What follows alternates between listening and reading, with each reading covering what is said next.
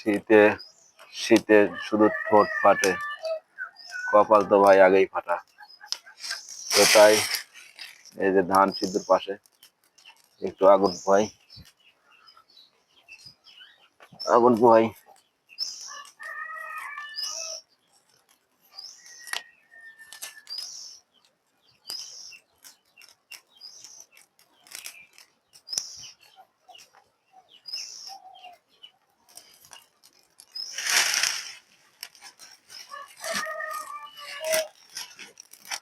দেখেন শীতের দিনে আগুন পোহানোর মজাই আলাদা। অনেক আগে এরকম আগুন পোহাতাম ছোট সময়, দেখা যেত অনেক লোক একসঙ্গে, এটা আলাদা একটা মজা।